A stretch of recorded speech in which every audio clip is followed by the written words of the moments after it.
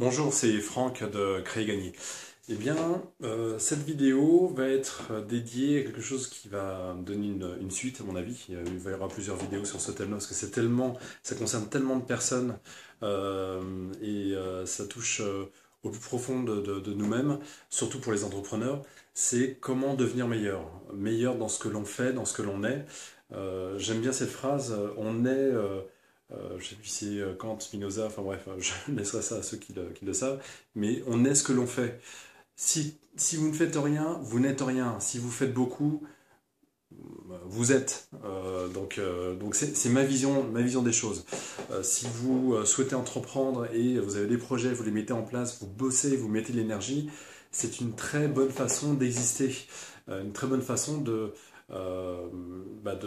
d'appréhender la vie, de profiter du temps qu'on a, parce que voilà, cette durée est limitée, donc à nous de faire au mieux pour remplir cet espace-là jusqu'à la fin. Donc à nous, on a vraiment tous les outils en main. Donc fonçons, entreprenons, créons, soyons passionnés.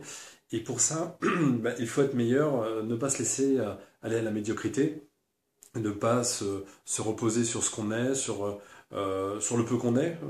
Moi-même, voilà, euh, je me rends compte que j'évolue chaque année et que heureusement que je bouge parce que sinon rester sur ce que j'étais, bon, c'était pas, ça aurait été dommage. Donc je deviens meilleur de plus en plus parce qu'il y a aussi la méthode.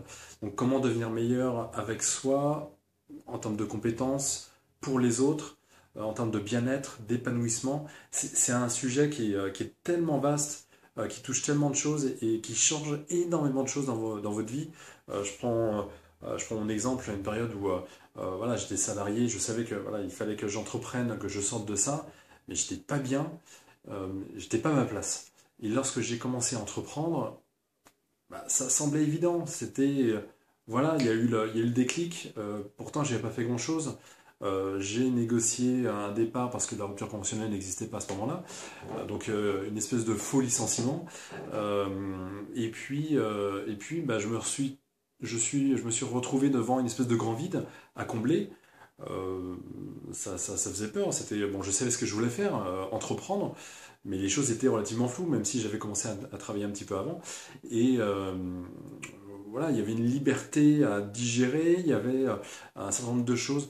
Je me suis rendu compte que certaines personnes ont beaucoup de mal à gérer les éléments positifs. Ils savent très bien naviguer dans du négatif, dans de la contrainte, dans des problèmes à gérer.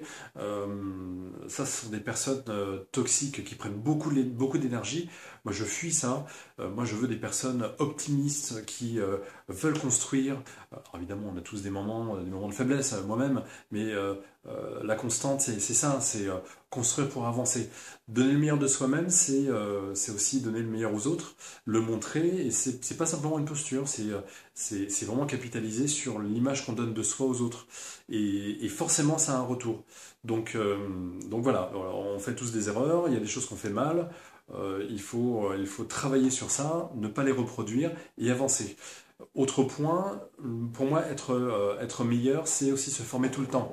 Alors, pas se former sur parce que je vois à chaque fois, des webinaires en ligne, qui passent des heures sur des vidéos, pourtant j'en fais, et je souhaite qu'il y en ait plein qui les regardent, mais ne passez pas trop de temps à vous former sur des vidéos tout le temps.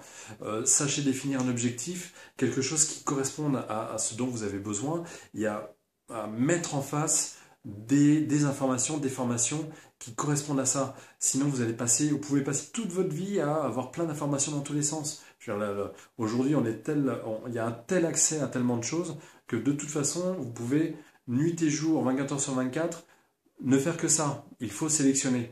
Donc, c'est la difficulté, c'est comme faire la synthèse de ce qu'on a à dire, c'est aller à l'essentiel, et c'est ça la grande difficulté. Mais quand vous retirez ça, le meilleur de ce dont vous avez besoin, de ce que vous pouvez apporter à ces besoins et de ce que vous pouvez retranscrire, bah, c'est pas mal. Alors, ça peut paraître flou pour certaines personnes.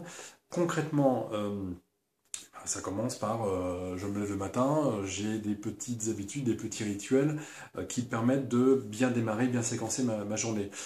Alors évidemment, les infos, il y en a qui disent qu'il faut éviter, moi ça me permet voilà, d'avoir quelques informations. Par contre, je fais le tri, je passe pas 2 heures devant. Ensuite, un bon petit déjeuner, la famille, ça c'est très important. Et ensuite, voilà, il faut y aller, faut bosser et se mettre en condition. Donc mettre de côté les choses qui peuvent distraire et puis très vite se mettre une espèce de petit plan. Les premières étapes, alors pas pour toute la journée, parce que de toute façon, quand on planifie et qu'on met, pour la journée, de toute façon, on a du mal à la respecter parce qu'il y a toujours des impondérables, des choses qui prennent plus de temps que d'autres. Mais au moins les premiers éléments qui permettent d'avoir une amorce dans le rythme de travail et ne pas partir dans bon, je vais faire ceci, hop, je commence cela, j'ai pensé à ceci. Non, vous avez une roadmap pour la journée, hop, allez-y. Voilà, donc c'est beaucoup plus simple, ça permet d'avoir une espèce de guide. Et puis le bien-être, savoir prendre du recul. Ça, c'est très difficile. Euh, il fait beau, prenez un peu de temps, allez vous promener, prendre un café en terrasse, allez voir un ciné, un film au cinéma, une balade, un petit peu de vélo, un peu de sport, des amis. Bon, chacun trouvera son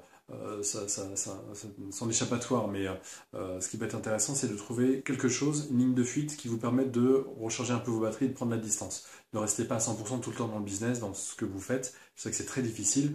Même moi, par moment, j'y suis jusque tard le soir, même parfois un peu tôt le matin. Et puis voilà, vous êtes tout le temps dedans. Donc ça cogite forcément, donc c'est pas évident. Donc prenez du recul. En prenant du recul également, ça vous permet de prendre des choses avec un pied différent, une vue différente. Aller rencontrer des personnes. Je pense par exemple je suis pas très salon parce que j'en ai fait et c'est vraiment au bout d'un moment une perte de temps. On voit toujours la même chose et il n'y a rien d'intéressant. Et là, pour une fois, il n'y a pas longtemps, j'ai voulu faire à Paris un salon sur le digital.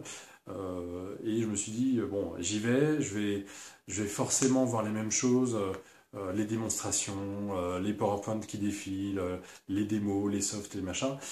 Et je suis arrivé sur place et j'ai fait 2 rencontres très intéressantes, en fait 2 parcours. Voilà. Et j'en ai retiré que ça. À la limite, j'aurais pu rencontrer ces personnes-là à une terrasse de café. Euh, voilà. Mais ça a été le moyen pour moi. Je me suis bougé, je suis parti, hop, et j'ai vu ça. J'ai vu ces personnes et de nouveaux contacts, de nouveaux échanges et un petit peu plus de contenu.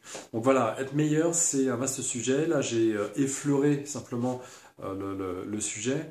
Je reviendrai vers vous avec des choses très précises. Si vous avez des points de vue sur ça, sur quelle est votre façon de voir, comment être meilleur, est-ce que vous avez envie d'être meilleur ou pas, est-ce que ça vous suffit, est-ce que c'est pas nécessaire, quels sont vos petits rituels, vos petits trucs à partager, n'hésitez pas, laissez-moi des commentaires en dessous, partagez-les, et sinon, si vous voulez quelque chose d'un peu plus confidentiel, n'hésitez pas à m'envoyer un email, contact@créer-du6gagner.com, créer arrobase, contact@créer-gagner.com, je vais y arriver, et puis je vous dis à très bientôt, bye.